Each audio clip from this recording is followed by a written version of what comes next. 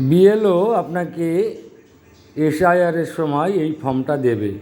এই ফর্মটার নাম হচ্ছে, দেখুন, এনুমেরেশন ফর্ম। এটা আপনি কিভাবে ফিল আপ করবেন একটু দেখে নিন।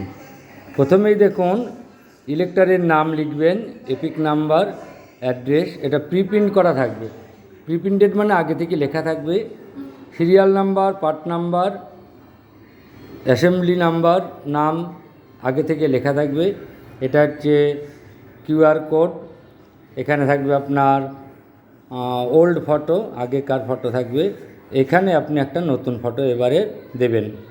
এটা গেল প্রথম। তারপরে দেখুন, ডেট অফ বার্থ, জন্ম তারিখের কথা বলা আছে। আপনি একটা জন্ম তারিখ এখানে বসালেন, জন্ম তারিখ। তারপরে ঘরে আছে আধার নাম্বার, দিতে পারেন, অপশনাল। এটা আধার নাম্বার দিলেন। তারপরে মোবাইল নাম্বার, এই ঘরে মোবাইল নাম্বার দেবেন। তারপরে আছে ফাদার্স নেম, এখানে গার্জেন নেম বা ফাদার্স নেম দিয়ে দিলেন। তারপরের ঘরে আছে, দেখুন, ফাদার্স গার্জেনের এপিক নাম্বার, এপিক নাম্বারটা দিয়ে দিবেন থাকলে। মায়ের নাম, মাদার্স নেম, মায়ের নাম দিলেন।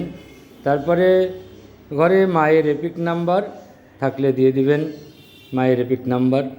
তারপরে স্পাউস নেম মানে ওয়াইফের নাম, ওয়াইফের নাম লিখলেন, বা মেয়েরা হলে স্বামীর নাম লিখবেন।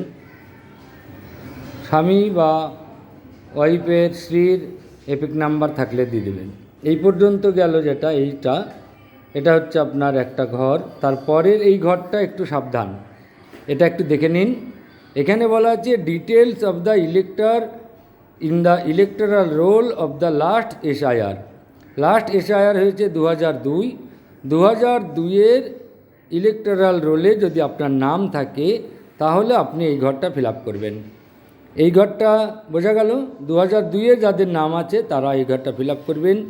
ইলেক্টর নেম, তার এপিক নাম্বার, রিলেটিভের নেম, রিলেটিভ মানে তার বাবার নাম, রিলেশনশিপ, যদি রিলেশনশিপ হয় ফাদার, বাবা হলে, মা হলে মাদার, ডিস্ট্রিক্ট, কোন ডিস্ট্রিক্টে আপনি আছেন, state West Bengal, AC name মানে আপনার অ্যাসেম্বলি নাম্বার, বিধানসভার নাম, বিধানসভার number, part number, serial number. যদি 2002-এ আপনার নাম না থাকে তাহলে এই ঘরটা ফাঁকা রাখবেন, এই ঘরটা লেখার দরকার নেই 2002-এ নাম না থাকলে। পরের ঘরে চলে যান।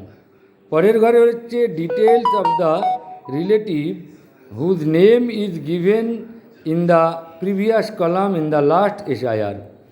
আপনার একটা রিলেটিভের নাম লিখুন এখানে, যেটা 2002 এসআইআরের নাম ছিল।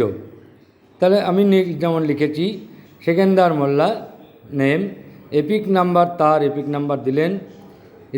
রিলেটিভ নেম মানে সেকেন্দার মোল্লার বাবার নাম, এই নামের বাবার নামটা দিবেন, এখানে লিখেছি।